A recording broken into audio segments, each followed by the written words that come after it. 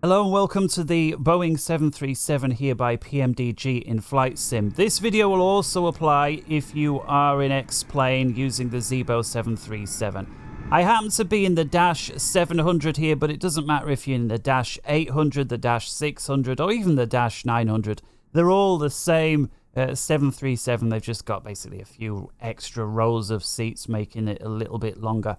In any case, this will be a two-part video. It builds on the existing video that shows the approach charts. So if you're interested in charts, we're going to take a look at the top of descent on down. The reason there's going to be two videos is this first one is, as I would say, unplanned.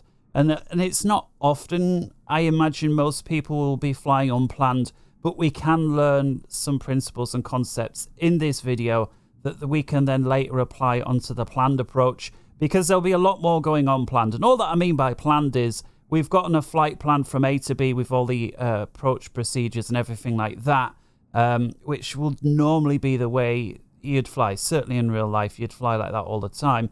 But there are some things we can learn on this one as well. The reason I'm starting on the ground is, don't worry, we're not doing the whole flight from the ground on up, but there is one thing that's absolutely crucial to get right in the 737. And again, this applies whether you are X-Plane with the Zebo 737 or you're on PMDG. And that is, if we get the power on, if I just move my head carefully, there we go. Now this varies a bit. If you are on the Zebo, you'll have a little tablet here on the side that lets you do this, but I'm operating in the Flight Sim today with the PMDG. What you want to do is come down to this, and it's absolutely crucial here, if you come over to Flight Sim Actions, that your fuel and payload information match up with what you say on the aircraft. So for example, let's just give ourselves 20,000 pounds of fuel. So I'm just going to type that in there. Return. Come over to the payload, which is passengers, cargo, and whatever. I'm just going to use the zero fuel weight button here. It's a quicker way to do it. I'm just going to give myself 119,000 pounds, just nice and easy. And the Zebo now is going to load the aircraft with that many passengers / cargo and that much fuel, what we've just specified. And then if we come over to the main menu here, come over to the FMC button. I've got to update my IRAC cycle, but I'm not worried about that for this one. Come over to your init ref. Obviously you've got to say where you are. I'm actually departing from Frankfurt just to stay in keeping with my flight plan.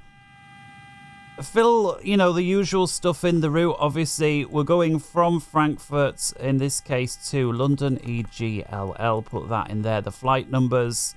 And let's just go 4522, make one up. Data link failed, interesting.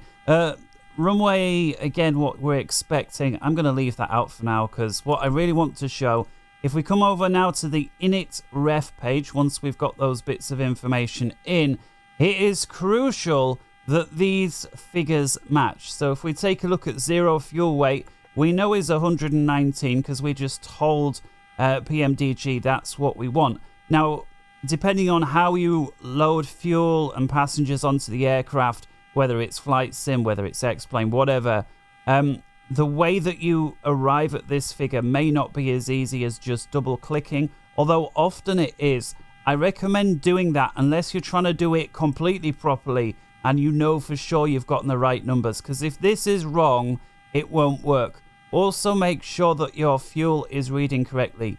We asked for £20,000. It's actually reading £20,100 for whatever reason, but basically it's okay. Alright, you're joining me as we're climbing out of Frankfurt, and as you can see, it's completely unplanned. So if you want to follow along, what I'd suggest is, similar weights to what you saw us doing. Doesn't have to match exact. I mean, the default weights will be fine, of the PMDG certainly. Climb up to 36,000 feet. Make sure you've got that obviously in your pressure, cabin pressure set there. As you go through the flight level change, and it's something that we've not really covered, but I'm just going to press it to standard in any case. It was very high pressure today in Frankfurt, unusually so. And then again, unplanned. So what by unplanned, as you see, I've got no waypoints. I've got one waypoint.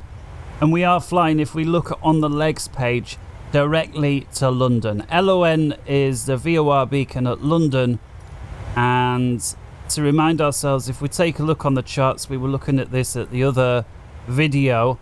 This is an ILS approach which we will not be doing today, but it is nonetheless useful because we can see London here. This is the VOR beacon.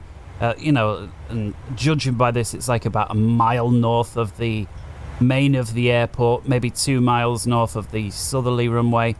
I've just put it into LNAV VNAV, climbing up to 36,000 feet. And what else did I do? I've reduced, this is something, again, I'm not sure how much will be familiar. Usually, this is your bank angle limit. It's usually set to 25 degrees in the Boeing. Obviously, it's another thing that Airbus just does automatically. Usually, when you're getting up to cruise, you'd set this to 10 degrees. And something else that Boeing always has to do is chase the heading round. So whatever LNAV is doing, in theory, the pilots should then always sort of move the heading dial to sync up with what the aircraft's doing. And in that way, if they suddenly have to deviate left or right, it's quicker to do. Of something else Airbus does for you. In any case, I think we can do our first little bit of a lesson here, because if I put the range out to 640 miles, and again, there's quite a lot to cover, which is why it's going to help us do this video with, you know, without any procedures. If we take a look there, we're about 320 miles from Heathrow, and so on the 640 zoom, we're halfway. So if we zoom this back to 320, Heathrow should be just about appearing. It's not yet, but it should just about be appearing. Alright, I'll just move that Navigraph charts out the way. I wish there was an easier way to hide this altogether other than hitting that Xbox, which seems to close the Navigraph charts add-on, and then every time you click on it again through this menu, it reloads it afresh, which is... Anyway. And so, first thing I want to show here using this device is how to draw a fix. Now, if you remember when we was doing the charts, one of the key pieces of information was this pie here. This was the MSA, and all airports will have one of these. As we said, they're always 25 miles unless they say differently. Now, we can basically program this pie into our device here. In fact, just seen Heathrow appear there. Actually, just below. I didn't realize it didn't draw to the very edge of the display there. Look at that. It's actually starting to draw about 300 miles. In any case, come over to the fix page on your FMC, and here we can put this in. So the MSA, the minimum safe altitude, is based off, in this case, London VOR, which happens to be the VOR that we're flying to. So if we type in LON, that will be our fix, and if we hit here, now if there's a choice, and again it's just, oh well, the FMC isn't sure, there's another VOR somewhere by the name of LON, or whatever beacon or fix you put in, and you can put a fix in, so it doesn't have to be a VOR beacon, it can be an airfield, but it can be anything else as well. So I'm just looking to see if we've got any examples on here. Well, I happen to know one. So if we put in here Apple, APPLE, and put that into the fix, notice there are 3 waypoints in the world by the name Apple, and there are their positions. We've got 2 north of the equator, we've got another Apple here south of the equator, we've got one that's just to the west of, well, basically this one's not too far from where I live, this one, North 55. I had no idea there was an Apple close-ish to where I live. But this Apple here, I can tell you for sure, is New York West 74. That's the big Apple. And so you can center the fixes like what we see there. But I guess I just got to pick one to get through this. We're going to go back to London. LON. And so everything else we put in here now is centered on that particular fix. We can have up to 6 of these, which I think is a big improvement over the Airbus. And you can have more than 1 range ring, which is a big improvement over the Airbus. So London, as we were saying, we're trying to put this pie in. So we've got that. We know it's always 25 miles unless they say differently. And so here you can see you've got the radius on one side, or the radial should I say, and the distance on the other, so how far. And if you just want the distance, you've got to start with the slash. So we don't care about the radial to begin with, we just want a distance. So I'm going to put a slash, and to give me 25 miles I type in 25. Okay, now you can maybe just see that little green dot up there. If I set this to the plan mode, and this is now centered over where we're going, in this case London Beacon. If I zoom in, they can actually, on the full view, see that the beacon is just to the north of the airfield, which is what we saw on the charts. But if I zoom out to about, there we go, to 40 miles, which is 80 from the edges of the rings, but 40 miles from the center to the edge. Here you can see this green dotted line we just put in, 25 nautical miles. That would be the edge of this pie. And so again, MSA 2200 feet or less, 2100 feet, as long as we're in that green circle, anywhere within there, if we're flying 2200, we're safe. Now you could break the pie up even more by putting in these angles, but you've got to use a bit of math, and that is because these angles are showing you on what heading you would be approaching. Notice where the arrow is to the center of the pie. The way that the FMC works is from the center outwards, i.e. the radial. And so if you're approaching from the edge to the center on a heading of 180, the other way round, in other words, 180 is south, the other way round would be north, or 000 degrees or 360 degrees. Just depends on how it's called. We'll try 360, so I'm going to go 360, see if it accepts that. And then don't forget, we don't want another distance, so I'm now just going to put a slash on. And if I drop that in, now you see that green dotted line from London VOR straight to the north, 360 degrees. We want the same over here, and again, if it's 090 in, that means it's 270 out. So we're going to put a 270 in again, put in a slash, drop that in, and there we go. Now we have basically recreated this exact thing. So anywhere within this circle, we know 2200 feet, but if we're in this 3/4 part of the pie, we can actually descend to 2100 safely. Clearly, this is going to make a mess of your display if there's an awful lot else going on, but in areas where there isn't really a procedure in place, or you're just freestyling it like we are today, if it's low visibility, there's terrain in the area, this is very, very useful. Again, when you consider, you can then come over to page 2 and do the same thing all over again for any other fix that you like. We may as well make use of page 2, and that's going to be the next part of our lesson. So if I just minimize this 1 sec, we'll come back to the map view. The first real question that I want to address is, how do you figure out the top of descent? Well, again, if it's a flight plan, that will usually be told to you in some way or other, and LNAV VNAV, providing you've hooked it up correctly all the way to the end of the runway, likes to give you a guesstimation of where that top of descent would be. Alright, and so there is a 3-part formula that you can use mentally to figure this out, and we're going to go over that now. Don't crash on me. I'm going to have to beat that out. Oh, I thought the thing was going to crash on me. That would have stressed me out some. Right, so we're going to learn how to figure out the top of descent the old school way, calculations. So there are 3 parts to it. If you want to be really lazy, just do the first part, and that is your height multiplied by 3. And so 36,000 feet, forget the zeros, we've got 36, multiply that by 3. If memory, what is that? It's about, I think that's 108. And so at 36,000 feet, to lose that height all the way down to 0, we would need 108 miles to do it. Now that is, if that's all you want to do, it's a decent starting point. There are, however, 2 additional bits to that sum that you want to do to get it even more precise. The second part is, what's your speed above 200 knots and divide that by 10. And we can do that example here. And so we're going to be cruising, as you see here, once we get there, let's just call it 270 knots. So how much is 270 above 200? The answer is 70 knots.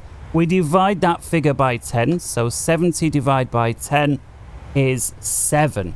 And that then we add onto the number that we've already got from the height. So we got 108 from the height.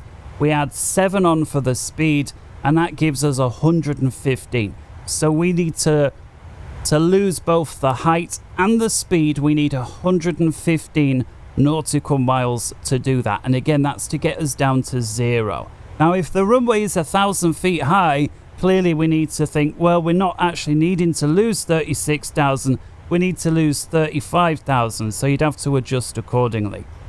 The third part of the calculation is for the wind, and it's the exact same as the speed, but in reverse in this case because we've got a headwind. And so 75 knot headwind, it's up to you. Do you want to call that 80 or 70? Let's just go with 70 because we see it's not an exact headwind, it's slightly off center.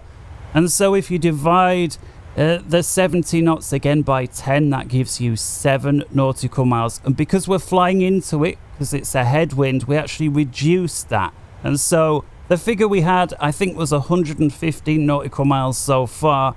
Knock 7 miles off that because of this headwind.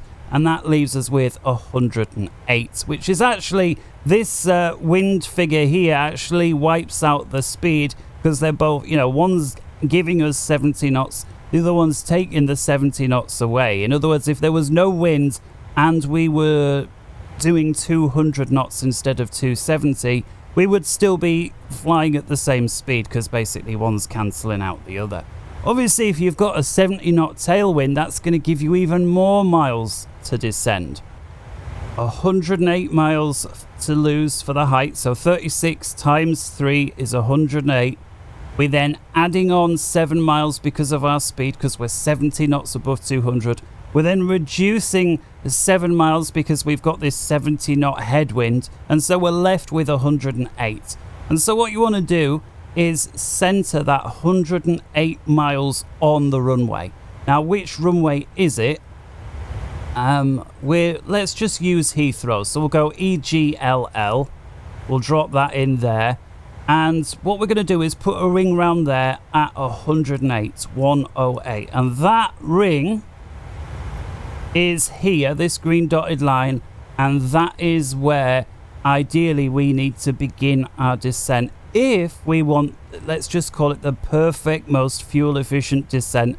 And the most perfect fuel efficient descent is, by the way, that you're on cruise power all the way until the top of descent. You then go to idle, begin your descent down, and in the most perfect descent would be you did not need to add any power back on until you're literally on final approach. You're putting your wheels down, you're extending your flaps, and at that point you want to start adding power. That would be the most perfect. If you need to put air brakes on as you're coming down, speed brakes, or you need to add power when you're halfway down, you know, that would not be the most perfect descent. Clearly, if you're following procedures, air traffic control puts you into a hold, they keep you high when you want to be coming down, then obviously everything else goes out the window, which is why this first time I felt it was important to do it without all of that. Now you may say, well, if the FMC, if you've calculated the most perfect descent here, the FMC is a little later with the top of descent, that's where the FMC calculates. Why is that? And even if we ignore that London was slightly to the north because it was only a mile, it's because of the cost index. And so there are two real things that affect where the top of descent will be. The first are the winds, obviously. So like we're saying, if you've got a strong headwind, obviously you've got to fight that headwind. So you need to basically be in the air higher, because when you come down, you've got this wind pushing you back. If you've got a tailwind, obviously as you're coming down, that wind's going to be pushing you forward, so you're going to need a bigger distance to, further distance to come down. That is obvious. But the other one is the cost index. And just like in a car, the faster you go beyond a certain speed, the less fuel efficient it is. So, you know, you look at these racing cars that go around a track at 200 miles an hour, they can't drive very far before they need to refill, and sometimes it's like a team tactic. Do we go a little bit slower and only fill up twice? Do we go faster, but then you've got to fill up 3 times? And, you know, all of these decisions, well, it's the same in a plane. And if you're descending at very slow speed, so what Airbus would call green dot speed, even though it's slow, it's going to take you longer to do. You actually get a much longer range out of that descent. That's why they call it green dot, the best glide. And so you would save fuel even though it would take longer. On the flip side, if you want to go really fast, the faster you come down, the more drag you create. They call it parasitic drag, and that causes more drag, and with it you lose energy quicker. So even though you're going faster, you lose energy quicker, but it obviously the flight time is reduced. So it's like a trade-off. Do you want to use more fuel and get there quicker, or less fuel but it's going to take longer? And that calculation is in the cost index, and it's exactly the same, you know, whether you're talking Airbus or Boeing. They both have the cost index. Sometimes the figures are 0 to 100, sometimes it's 0 to 1,000, and I think in the 747s it even goes up into the multiple of thousands. I mean, what difference 3,500 and 3,501 would make? I just can't see it, but, you know, maybe at the end of the day it does make £2 of fuel difference either way. I have no idea. I guess at the end of the day it all depends on how air traffic control slots you in. And if you're 5 seconds earlier or 5 seconds later, maybe you might just be in that one in front in the... I don't know. I can't say. I guess it's a percentage chance odds game, some of it as well. And so as we're coming close here, I'm just going to show you this. So the top of descent, if we come over actually on your side so we can see this here. If I come over to the progress page, we can see here, to the top of descent, it says 116 miles, and there's how much fuel it reckons we'll have left. There's the time, 12:28 Zulu. As I'm recording this, it's currently 12:10 and some seconds. And so what I want to show is, we see obviously the distance ticking down, 114 miles. It now says 12:28. I'm sure it just said 12:27, and that could be that the headwind AC has actually slightly increased by a few knots. That may be why. But just take a look at the distance. Now what I'm going to do is adjust the cost index, and I just want you to see how that impacts the distance. So I'm going to have to tell you exactly when I'm going to do it. So performance, I've currently got a cost index of 75. I'm going to reduce it to a cost index of 1. Take a look at the distance.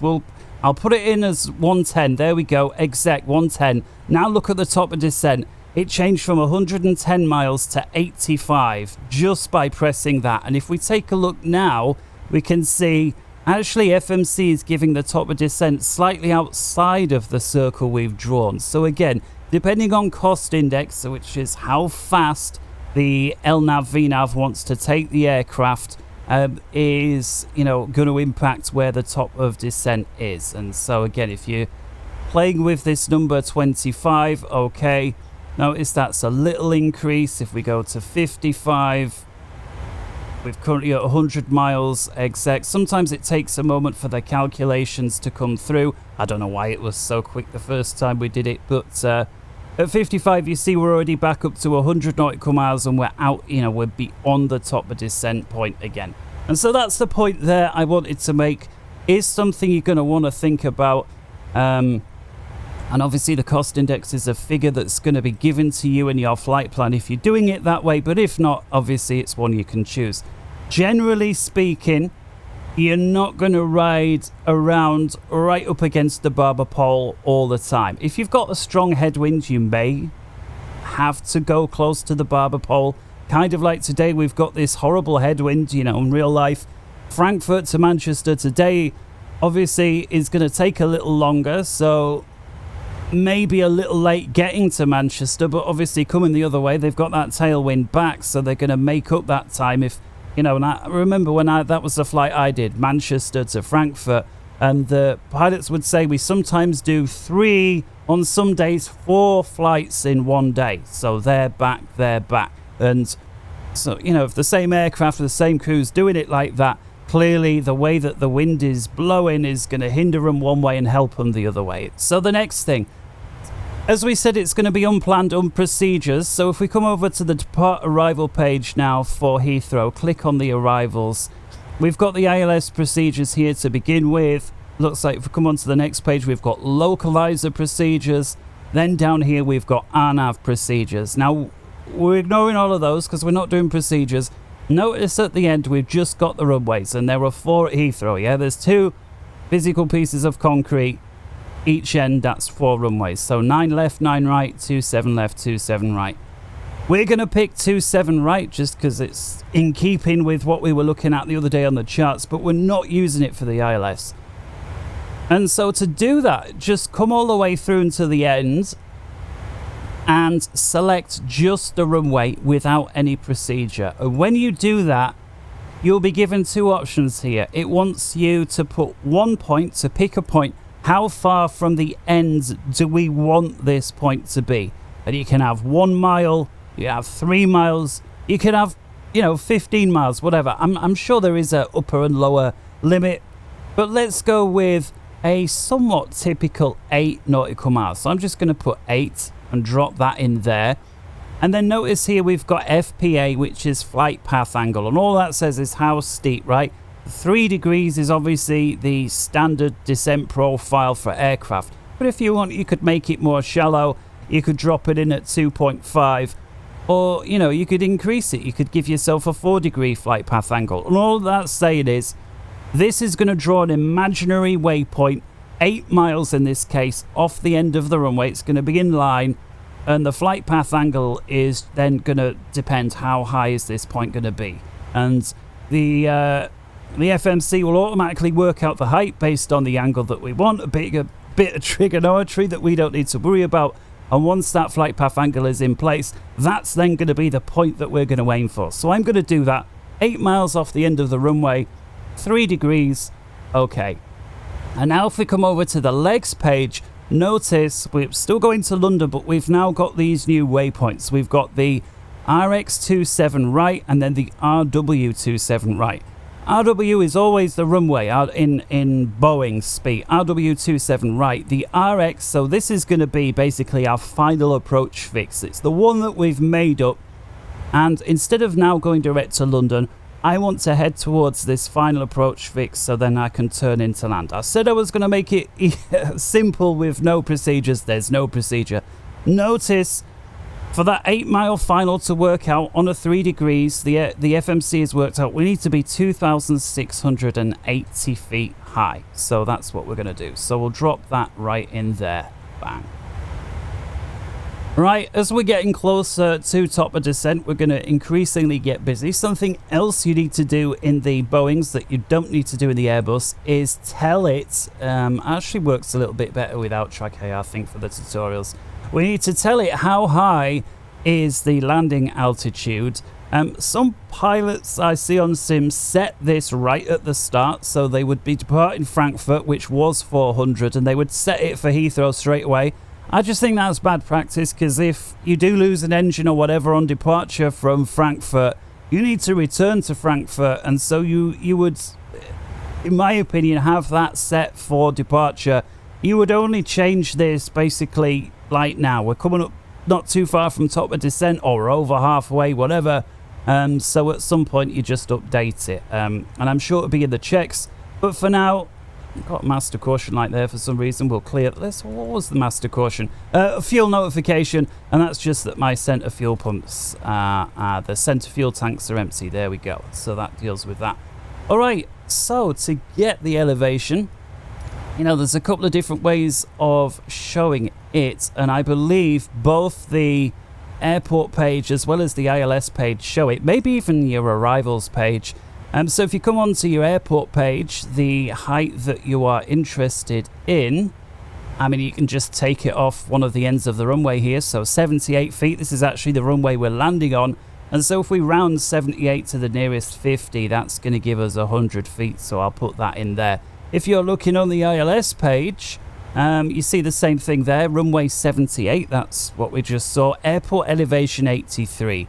And again, you know, if runway had said 78 but airport elevation had said 60, maybe I would then round this down to 50 feet. In real life, you would have to think of, you know, the doors close like a plug onto the plane, so it actually helps on, you know, to open the doors to have ever so slightly higher pressure on the outside of the aircraft versus the inside. You know, that's why when the cabin's pressurized, you know, if you try and open the door, you can't do it because it literally is like a plug. And so sometimes if the doors are stiff, the pilots actually deliberately wind up the land out pressure a bit to reduce the pressure inside the cabin, so it's a little easier to open the doors. And so that one there's set. Something else you'll want to do, I'm not sure, again, this is something where in the Zebo one on the tablet, it's all planned with landing distances and everything. I'm not sure it's to that extent in the PMDG. Certainly it's not obvious to me. I'm sure somebody can correct me on that.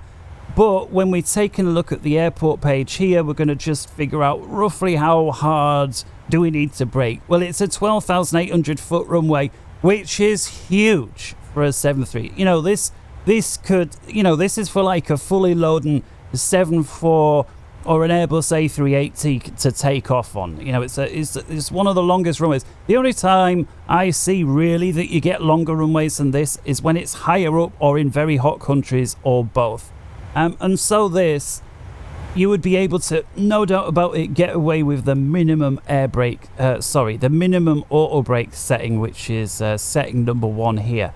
Now, again, something I picked up on from my time in airliners. Let's assume we're landing here 27 right, and we already know that we're going to be parking here on Terminal 2B. Clearly, it does us no good to brake nice and gently, vacate here, then have like half an hour to taxi. It's a slight exaggeration, but you know, several minutes of taxiing back, and that assumes we've got a clear way the whole way. And so in that case, they really would stomp on it. They may not go maximum just because that would be a little uncomfortable in back, but you know, auto brake 3 to stop nice and quick to vacate here. It's not necessarily that you spend less time on the runway, although you may be on the runway for 5 or 10 seconds less. It's literally the time spent taxiing. And obviously, if the plane's a little bit behind, to get off the runway and be at the gate in 2 or 3 minutes versus 6 or 7, you know, all of these little statistics at the end of the year make up for, oh, British Airways, we were on time 98% of the time versus 95% of the, you know, or whatever the time is. I know it's one trick they do. When I compare the flight times today versus when I used to fly an awful lot as a kid, they're all 5, 10, even 15 minutes longer today than they were then for the same distance, and I know airliners used to cruise a little faster. I don't know whether that's it, but I'm sure in large part that's so that they can claim that a plane isn't delayed when really it is if you compare it versus the time before. Alright, so doing away with that, as you see here, we're getting close to top of descent. One other thing that you want to do, again, it's somewhat automated on the Airbus. If you come over here to the descent page, DES, you've got this forecast button here. You're going to want to tell it a forecast, and the more precise you are with this, if you've got a flight plan, you'll have all the winds in. So the first thing is it wants to know the QNH, which is the pressure at the destination. If you're in America's setup, it's going to be the altimeter. So we're in QNH as we are operating, you know, in the UK. And so to find that out, and again, if you've got Navigraph, it's nice and easy. If you don't, it'll either be in your flight plan or you can use the ATIS, use your phone to look it up, whatever. So if we just click here on EGLL, weather meter, so I'm going to look here, and it's QNH. In this case here we see it Q1024, so 1024. So to get that in, I'm going to put a /1024, put that in there, exact, and all that does is let the plane know what the pressure is when we get down there, and so we can better figure out what height it needs to come down at. We've also got this ISA deviation here. Now, speaking with real pilots, if the standard ISA is 14 degrees centigrade. Now, if there's a big discrepancy, it's -10 or it's +30 some, then they would always fill it in because that makes a difference. If it's only a degree or two off, they don't bother because it's only at the extremes does it really make a difference. Now, as you see, the temperature here is 18 degrees, dew point 13. I'm just going to put it in just so we've done it. So we'll put the 18, put it in a C so we know if you're in Fahrenheit, you'd put in the F. We'll put in the slash, and it's actually said invalid entry. Let's just try 18 and the slash. There we go, 18 degrees ISA deviation. And so now the plane knows how hot it is down there and what the pressure is. Now we've got the winds here. Notice we're getting very close here to top of descent. I do just want to decrease my cost index a little bit as well. So let's just come here, do that first. Performance, so I'm going to drop it down to, let's go to 18. Cost index 18, okay, exec. Now notice here we've got this reset MCP altitude. Now I'm going to come off VNAV because I want to do this myself. So I'm going to come off VNAV. I'm going to put in here, let's just dial down just to get the descent going, level change. And I'm just going to drop it all the way down to 10,000 feet. Again, if you were doing procedures, ATC, VatSim, clearly this would not be. So there we go, 10,000 feet. Now, and again, I've decided to start descending because I'm basically where this green dotted line is, my own calculation. Now, currently, we are descending on flight level change. I've idled the engines all the way, and we're doing Mach 0.78. And so the autopilot is going to pitch up or pitch down to increase or decrease speed. I know I said that backwards, but whatever. It's going to pitch down to increase speed, pitch up to decrease speed to maintain Mach 78, as I like to say. Again, don't think I think it's going 78 times the speed of sound. It's just saves the decimal point. We know that the Boeing can't break the sound barrier. And so notice here, as we're losing height, the indicated airspeed is increasing, but our Mach number, which we see down here, is not. It's trying to maintain Mach 78. That's because as the air gets thicker, the airspeed builds, even though our Mach number does not. And so at some point, you're going to want to change over from Mach to airspeed. Now, the autopilot does, or you know, the panel up here does automatically change back and forward at a certain time. But for now, Mach 78. Notice this is quite a high. You see, we're getting closer to the barber pole the thicker the air gets. So you may want to reduce that a little bit. Also notice here, right, this is crucial now. It reckons we're going to get at 10,000 feet here, where this arc is, because look how fast we're descending. And so if you want to be more efficient, like what we were saying, just reduce the speed. And again, this feeds into, if you are on LNAV VNAV, the cost index. And so if we reduce now to 70% the speed of sound versus 78, first off, the aircraft's got to pitch up anyway to lose the speed. And so we can forget about what that arc is doing for the moment. And then once we catch up with Mach 70, which is not too many knots away, we should see that arc return. But this time it shouldn't be anything like as close to the aircraft. It should be a little bit further out. And so here it begins to come as the aircraft starts to pitch down. May get a little closer to us while the aircraft just settles with the speed. And now you notice, yeah, we're almost there. Notice now the arc is still getting a little closer to our aircraft, but it's nowhere near as close as it was before.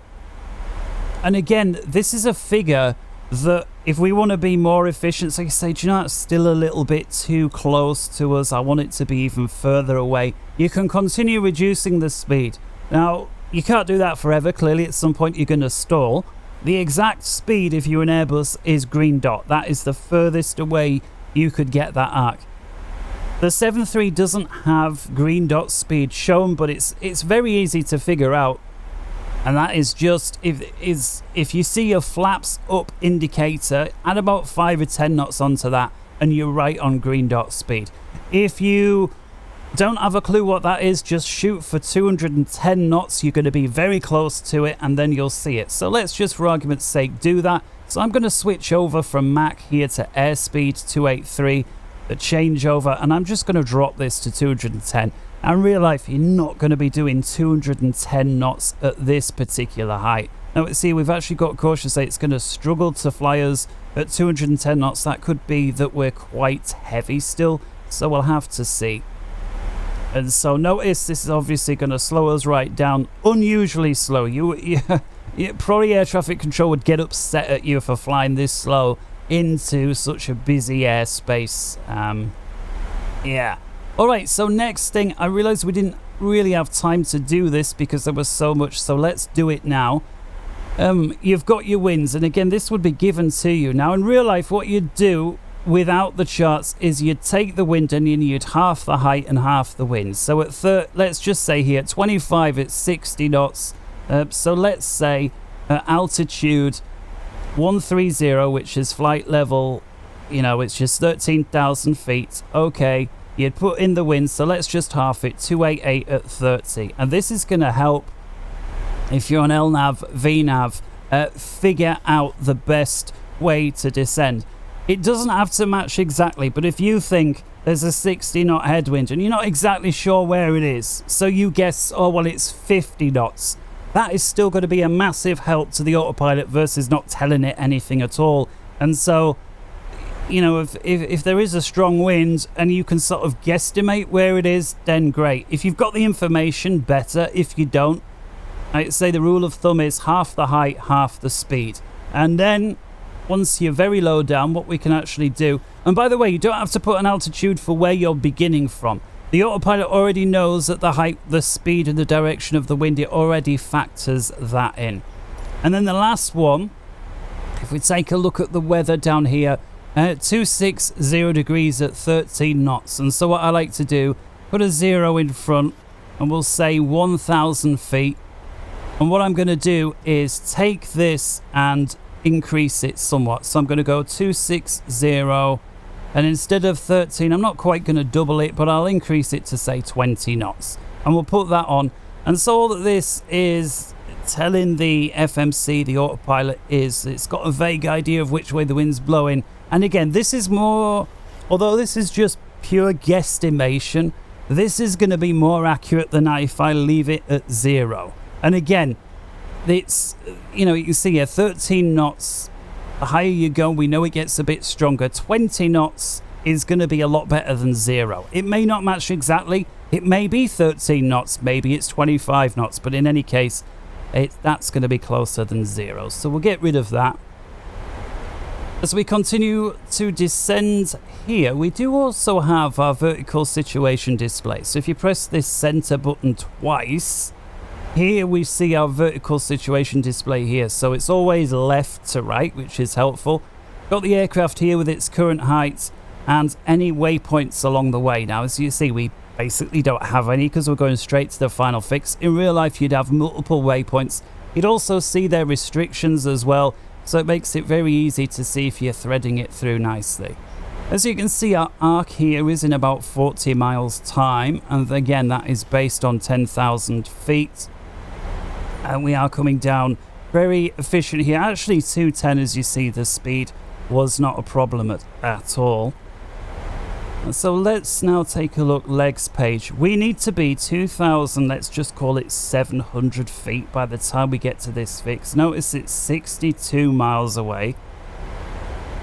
And because we are rigged up with the LNAV, we do have this sort of nice display here. If we extrapolate that line out, we can see it's more or less going to be bang on. Because I don't want to hang around up here all day. And it's also a good demonstration to show that if we increase this speed, let's say for a more typical descent, which may be 290, 300 knots, something like that in a 7.3. Let's go for 300. And again, notice here, it brings this arc much closer to us. Obviously, it's way closer to us to begin with, and we see that here on the vertical situation because it's got to pitch down to accelerate. Once we get to 300, it's going to pitch up a little bit again, but it's still going to bring the arc closer to us. And so one way around that even though we're on level change, is we can actually manually put a bit of power on the engines. And if we just follow on what's going on here, still accelerating towards 300 knots, so I'm just going to give it a bit more power to help out.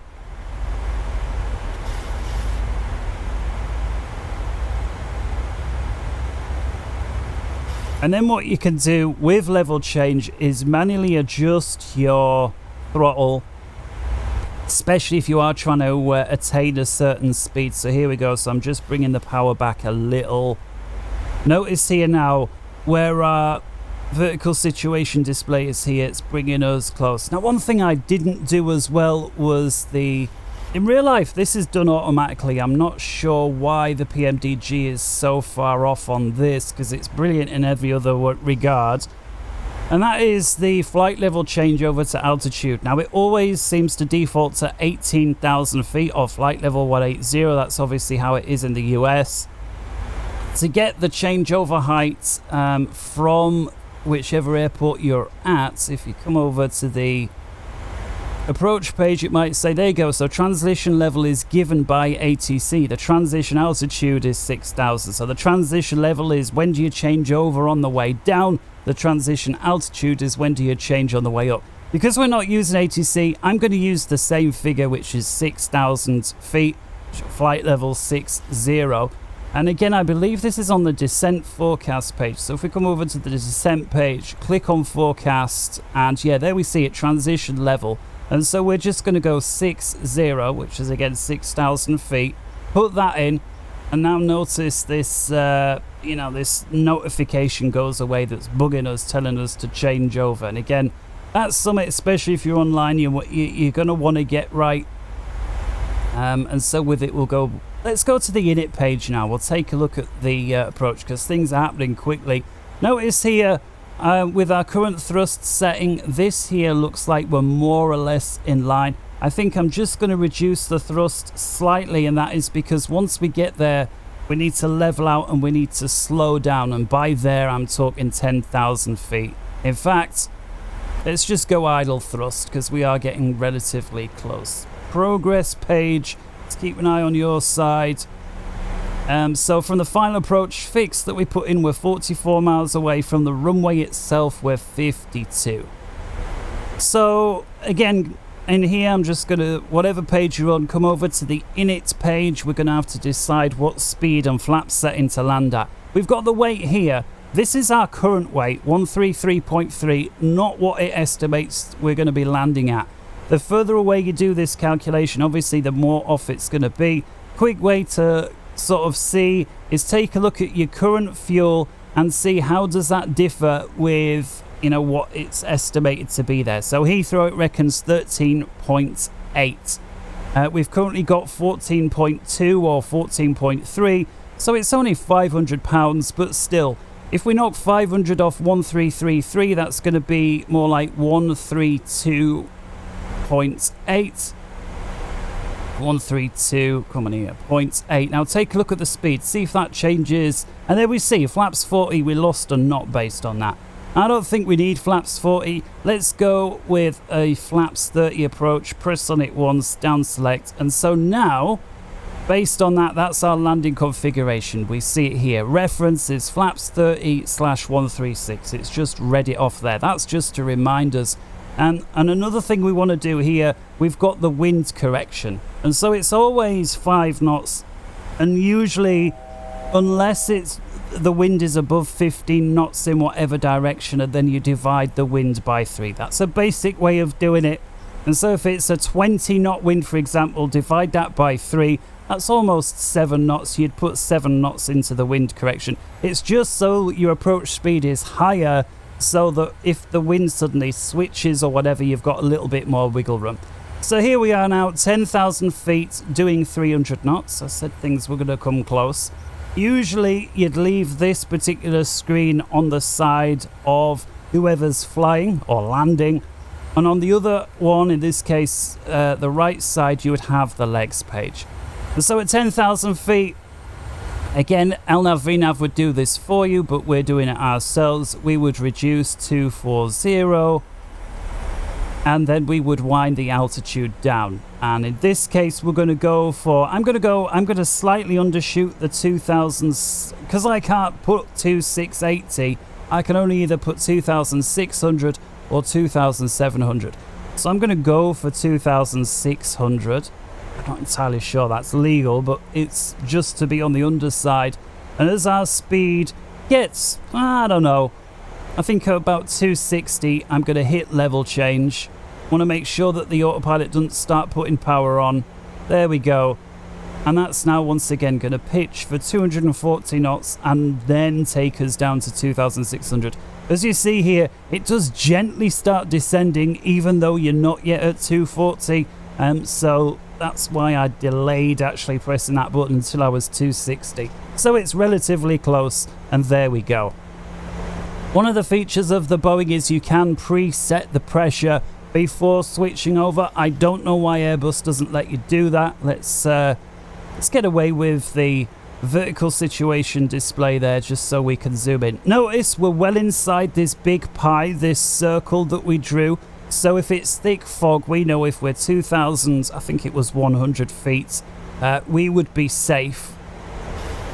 And so zooming in here, again, we've got this nice arc showing us when we're going to get at this height, 2,600. And because we've got that MSA that we were just talking about here, 2,100, you see we are approaching from this southeasterly direction, I beg your pardon. We know if we wanted, we could actually wind this all the way down to 2,100 and we would be completely safe. Notice here we're only about 700-800 feet below where the autopilot would ideally have us, and we've been doing all of this just off our own calculations. So again, it's working very nice so far. So what was next? We've done the pressure, we've got the auto brake. We said we were going to use setting 1.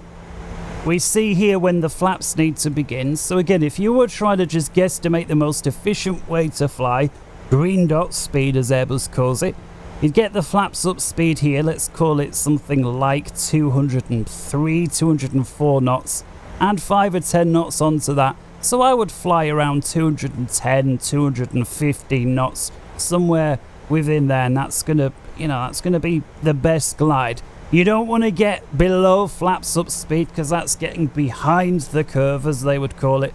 And then it's not that you're causing drag by flying through the air, but you're actually causing a lot of drag by having to pitch up and hold your nose in the air. So it's a sort of striking a balance between the two.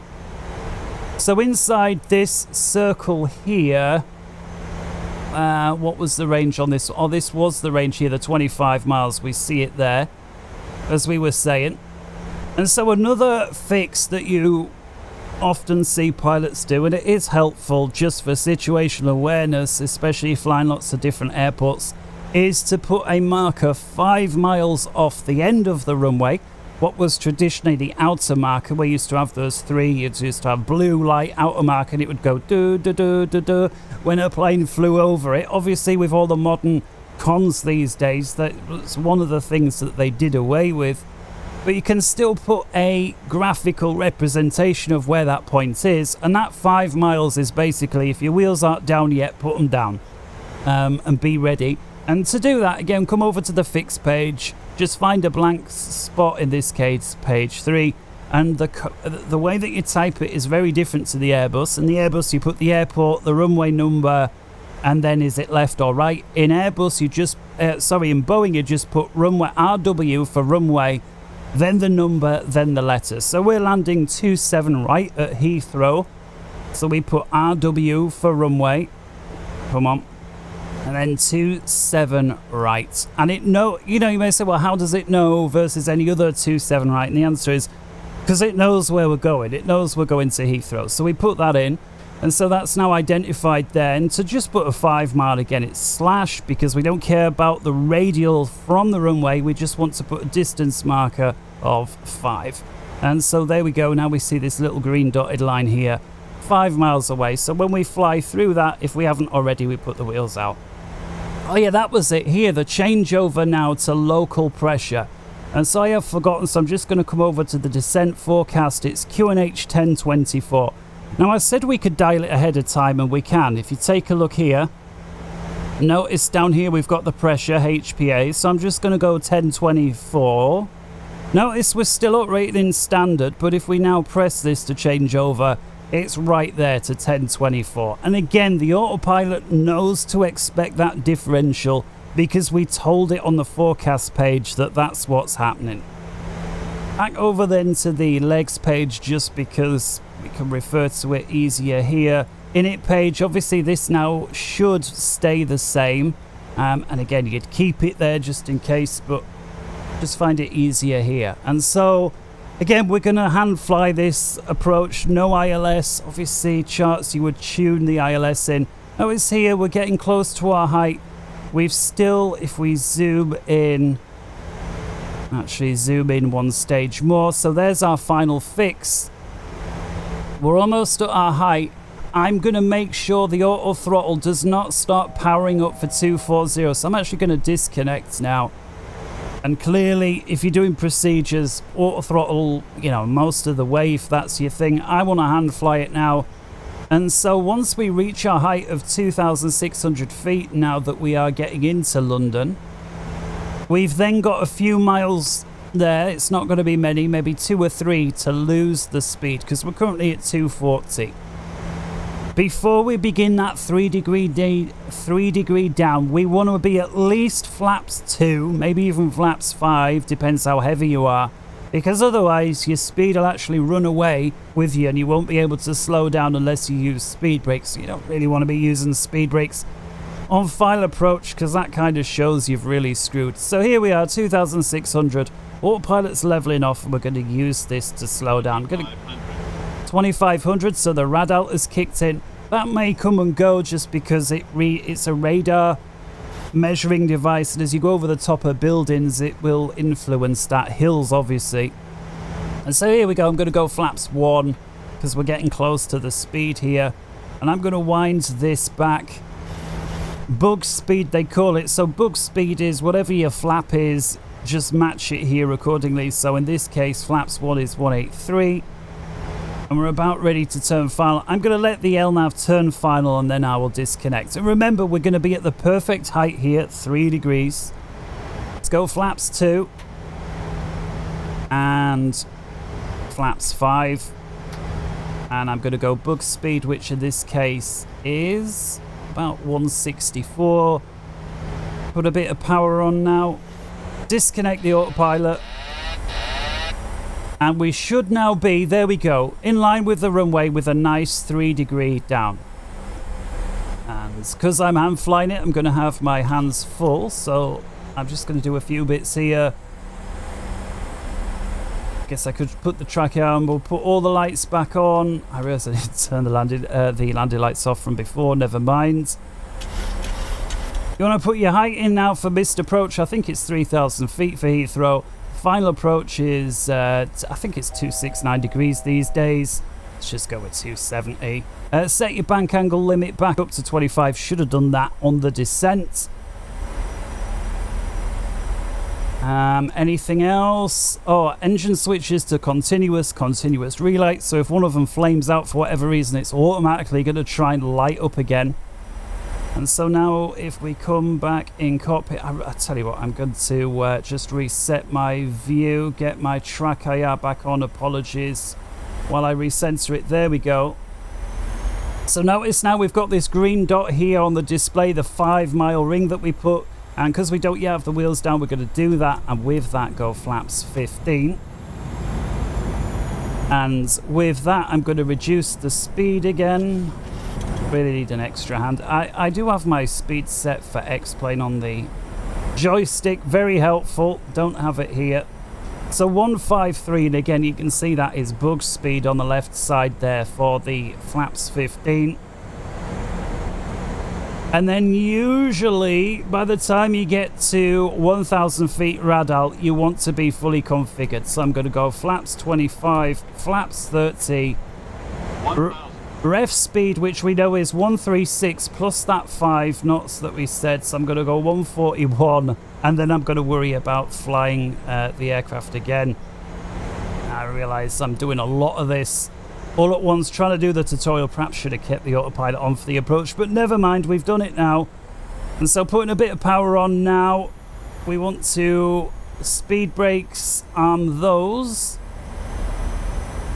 There we go, they're armed. Auto brakes set, flaps 1. I realise my reverser control still is not set right, so we're not going to worry about that.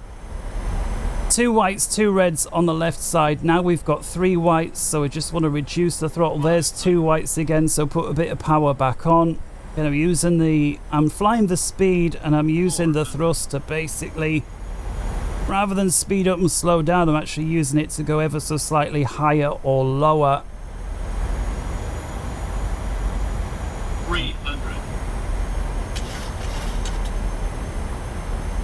And so this is looking nice. See, it's still got nice 20 knot headwinds. That's starting to ease off a bit now. 19, 18, 17, 16. So you've got to be careful when the wind drops off like that. We just lost 5 knots in about 100 feet. That's why we dropped out the bottom there and got 4 reds when we were bang on. I had to put power on. 10. Whoa, that was a bit of an aggressive flare, my bad. And there we go, we're down. And so with that, if we take an external view, we see the boards are up because we armed those. The reversers are not. Again, that's something that at some point I need to set up on my controls. Auto brake is obviously doing its thing on setting 1, and without help from the reversers, there you can see the trend vector there. We are slowing down. Again, I'm not braking at all. It's the auto brake doing it. If I want a manual brake, watch what happens. Auto brake disconnects, I brake, and then if I let go, it's now shouldn't be any brakes at all. I'm still not convinced that the auto brakes oh, there we go, it has now let go. I really had to press both of them aggressively to do that. That doesn't seem right, but it has now let go. So now auto brake system is off, and with it we vacate. So I'll get rid of this switch. I'll put the air brake lever back. We'll bring the flaps all the way in. You probably want to stop for this. And so the flaps are retracting, and then obviously you want to get the APU started so that by the time you get to the gate you can shut the engines down. And again, in real life, as I was doing this, more often than not, as soon as we landed and pulled off the runway like now, they would basically shut one of the engines off straight away and everything would be single engine. And so I hope you found that one useful, all the way down to the runway here at Heathrow. And until next time, where we will do the procedure approach and see how that varies, take care. Bye-bye.